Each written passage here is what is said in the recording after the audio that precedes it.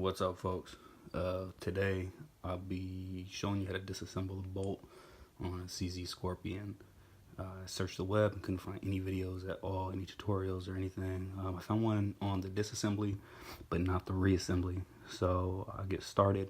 I'll be pausing the video here and there. I'm recording on an iPhone, so bear with me. Probably be pretty shaky, but it should be pretty simple. Hopefully help clarify some questions that y'all might have. Alright, so as you can see, I took the bolt out. If you're uncertain how to take the bolt out, there's plenty of videos and stuff to show you how to remove it. Very, very simple. But basically, what you're going to want to do is you're going to have to remove this here. You have to remove your extractor. There's a pin, a hidden pin that you'll have to punch out through here. So you need a couple of punch sizes. But overall, it's pretty simple. A little more tough to get back together. That's kind of what I wanted to detail, simply because the firing pin, you can see it back there, right down in there, has to go in a certain way. There's some grooves and stuff that all have to be aligned in order to allow everything to fall into place. So bear with me just a moment and I'll show you guys exactly how to do that. Alright, so first thing you want to do is this pin that's down here on the bottom of the bolt. You're going to want to push this little pin up, straight up through the top. And that's going to allow your extractor and extractor spring to come free. So give me 1 second and I'll do it again. It's not under pressure or anything. It's really simple. Pretty easy to tap out. So give me just a second. I'll be right back. Alright, so as you can see, I just pushed it right up through the top. And extractor is now free. You'll see your extractor spring right down there. And previously I said it wasn't under pressure. I take that back. It is under a little pressure.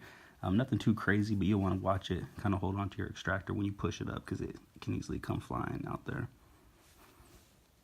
Alright, so next step in getting this all apart is this little hole right here on this side.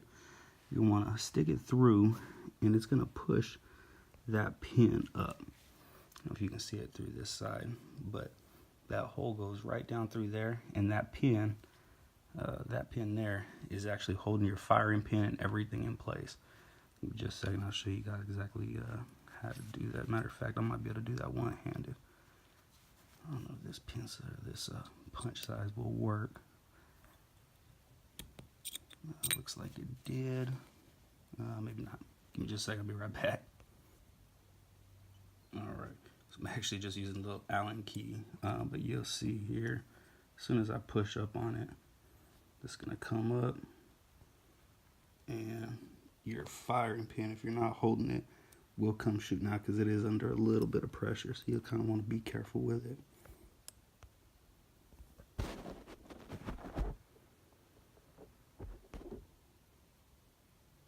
Alright, so I just popped it out. Firing pin came loose. Just like it's supposed to. It's also gonna relieve the tension on your safety here. Really, I guess the trickiest part was just making sure that it went in the same way it came out, because when I first did mine, it came flying out and I was really uncertain of how to get it back in. So when I pull it out, I'm gonna see if I can't show you guys on camera exactly the direction that it should be. Give me 1 second. So you're gonna need to knock this or let the safety come out first, and then that'll allow your firing pin to come drop freely. Let me see if I can't pull this out. Ooh, there we go. Well, same problem. So came shooting out, and these are the little grooves that I was talking about that made it kind of difficult to get back in because I was really unsure. Basically, you're just going to want to make sure that those are facing down, or I guess facing up rather. So if you slide your bolt in, or your firing pin back into the bolt, you're going to want to make sure that those grooves are facing down. Memory serves correct. Give me just a second, we'll confirm. Alright, you can now see firing pin spring. You got your safety here, the top view of it, which is what you normally see when it's sitting in a bolt. You see it's pretty long, and then it has the little spring there on the bottom. It's a really small spring, easy to lose, so keep an eye on it. Give me just 1 second, I'll show you guys how to get it all back together. Alright guys, so I went ahead and took the safety completely out. I showed you guys just a minute ago. Now I put it back in, super self-explanatory. It only goes in one way. It's got a unique shape to it, so you can't get it wrong. Just make sure you got your spring in place. So if you look down in the firing pin kind of channel, guys, it's super blurry, so I'm not sure if I'll be able to get a good focus. But you can see when you press on it, you can see it moving down in there, and that's what's going to allow your firing pin to come out, right? It's also going to allow your firing pin to go in freely. So you're going to want to put your safety in first, and then as you're installing your firing pin, you're going to need to make sure you push down on it to allow it to lock completely into place. After that comes the tricky part of getting your extractor pin, the pin that's hiding behind the extractor, the one that we punched out through that little hole that pops out on the other side. That's really the toughest one to get in, and that's really what's going to hold your firing pin and everything locked into place. So give me just a second, I'll show you guys exactly how to do it. Alright guys, so I got my firing pin in. If you can see down in that channel, you can see it moving as I'm pushing the firing pin in from the back, right? So you're going to need to keep this depressed and push your firing pin all the way in. So until it clears that groove in there. And that's going to, as soon as it clears, you can go ahead and get your pin back in. Kind of tricky because of the fact that you got this kind of tall channel that you got to drop that little pin in. And lock it all in. As soon as I get it, I'll be back on. Alright guys, got it back in. So a couple of things you want to do to test function. One, press down on your safety. Make sure your firing pin doesn't come flying out or anything. So if you're able to push down on the safety, remember that's going to clear the channel in there and allow the firing pin to move freely. So if your firing pin isn't shooting out on you, then you've got this pin locked into place. It should be holding your firing pin just fine. A couple of other things that you want to do, and it's really hard to do it one-handed on camera, guys. I apologize. By no means professional. If you do this, you're doing it at your own risk. But again, I looked and looked all over the web, couldn't find anything, and I found a lot of folks who were actually looking for help. So I figured I'd post it, and hopefully it helps one or two folks. If so, then it was worth it. So from the back, you want to push on your firing pin. It's easier if you do it with a punch, but you're going to want to do it without depressing that safety. If you do it without depressing the safety, then your firing pin definitely should not be coming through that hole there. If it is, that's a problem. Then what you want to do is actually push on the safety and do the same thing, and your firing pin should be visible. It should be coming out that hole there, which will allow it to strike your primer, set your round off. As far as I know, those are really kind of the only two things to test function on it. But I've done it several times here before I put it back together. Everything seems to be good and work in order. This should be moving up and down on its spring. Everything should be good to go. And be quite honest with you, this was the absolute hardest part here, was getting the extractor back in from the last time I had done it. This extractor spring, guys, is super tough. And I tore my fingers up just a bit last time trying to get it in. So you're just going to want to drop it down in that little circle there. Super self-explanatory. I'm sure you guys will have no problem figuring it out.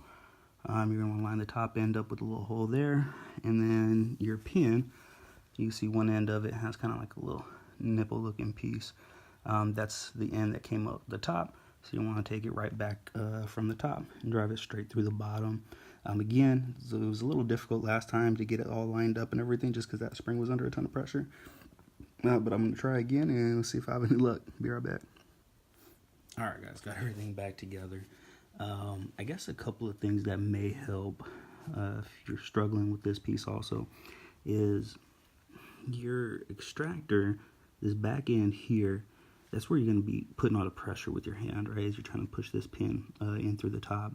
One thing to keep in mind is, at least on mine, and y'all's going to be a little bit different, but on mine, it's got to have a little bit of a gap between the extractor, the back of the extractor here, and the bolt. Otherwise, your hole's not going to line up.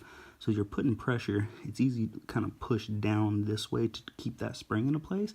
If you do that and you don't allow that little gap to be there, you can sit here all day, and trust me, it'll bruise up your thumbs pretty easy.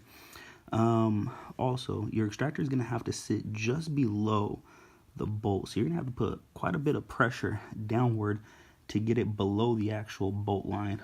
Shouldn't be protruding at all, and it really shouldn't even be flush Mine seems like it's sitting just below it. Not a whole lot at all, but enough to where if it's not, you're not going to get that pin in. Aside from that, I guess the only other thing is when you put that pin in, it'll slide all the way down and it'll stop. But you should take a punch and just kind of put a little extra pressure on it, because the first time and this time that I had put mine back in, it kind of snaps into place. It feels like a little bit further. So if you put it in and it stops kind of flush with the top, if you put a little bit more pressure on it, if I get it on video, you can kind of see that it's sitting down in there. It's not actually flush. So it'll stop flush, but if you put a little more pressure, it feels like it kind of snaps right into place, and it'll sit right below the top of the bolt line. Really, that's it, guys. Sorry for it being such a shitty video in terms of recording. Again, it's all done on my my iPhone. I haven't recorded a video in several years, but I couldn't find anything at all on the web showing how to do this. And lots of people seem to be kind of curious, so I figured I'd throw one out there. Hit the like button, guys. Subscribe. There's not many videos, but shoot, if I get enough, I may throw some more videos out there for you guys. Everybody shoot safe and have a blessed day.